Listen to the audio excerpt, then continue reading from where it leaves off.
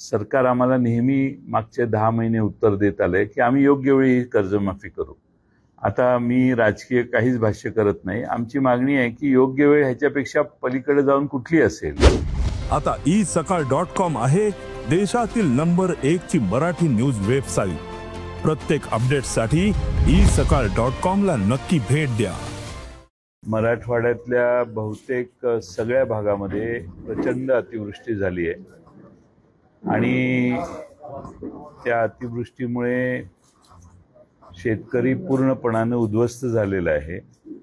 ज्या ज्या ठिकाणी शेतकऱ्यांना भेटायला जाऊ शेतकरी अत्यंत निराशेने या प्रचंड मोठ्या आघाताला आज तोंड कसं द्यायचं या प्रश्नात आहे।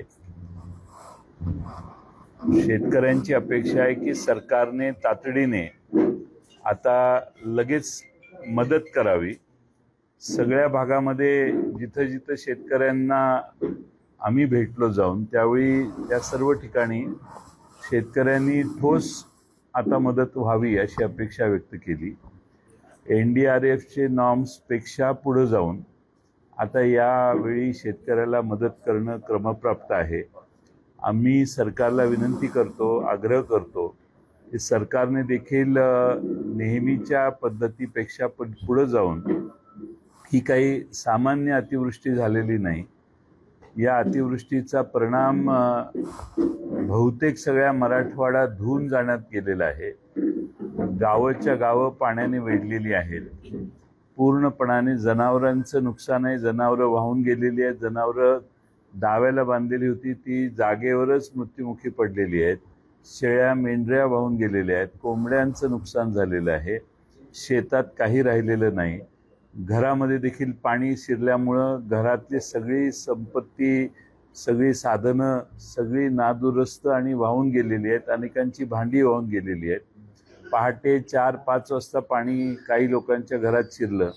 मुलं आणि घरातले कुटुंबीय एवढ्यांनाच बाहेर काढता आलं। बाकीचे सगळं घर वाहून गेलेलं आहे। अशी आज मोठी परिस्थिती निर्माण झालेली आहे आणि म्हणून सरकारने थोडंसं 4 पावलं पुढं नेहमीपेक्षा आलं पाहिजे आणि मराठवाड्यातल्या या अतिवृष्टीच्या या प्रसंगाला शेतकऱ्यांना मदत केली पाहिजे। आमची मागणी आहे सरकारकडून की प्रति एकर सरकारने 50,000 रुपये तातडीनं द्यावेत। त्यासाठी जर सरकारला हप्ते पाहिजे असतील तर किमान 25,000 रुपये हे ताबडतोब सरकारने शेतकऱ्यांना दिले पाहिजेत आणि प्रति एकर हे आकडे असावेत। प्रति हेक्टरी ही आता भाषा बदलणं आवश्यक आहे, कारण सरकार सामान्य शेतकरी हा एकरात आहे, हेक्टरमध्ये नाही हे आता लक्षात घ्यावं, कारण शेतकरी लहान शेतकरी आहे हा सगळा। दुसऱ्या बाजूने ज्या ठिकाणी जमिनी खरवडून गेलेल्या आहेत तिथं NDRFच्या नॉर्मप्रमाणे त्याच्या हातात काहीच मिळत नाही। 5-7-8 हजार रुपये मिळतात। आमची मागणी आहे की जमिनी ज्या ठिकाणी खरवडून गेल्या, विशेषतः नदी पात्राला लागून असणाऱ्या जमिनी त्यांना संरक्षक भिंत बांधून त्यांच्या जमिनी पुन्हा भरून द्याव्यात।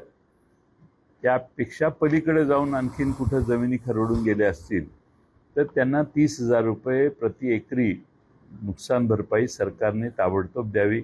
जनावरांच्या किमती आता एवढ्या वाढलेल्या आहेत की 1,10,000, 1,20,000 रुपये चांगली जनावरं मिळतात।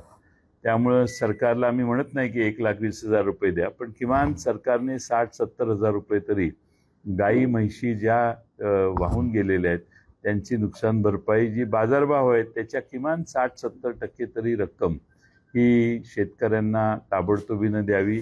शेळ्या मेंढ्यांच्यासाठी 10,000 रुपये द्यावेत। हे मी यासाठी सांगतोय की आता हा शेतकरी आत्ता जर बसला तर तो पुन्हा पुढची 3-4 वर्षे उठणार नाही।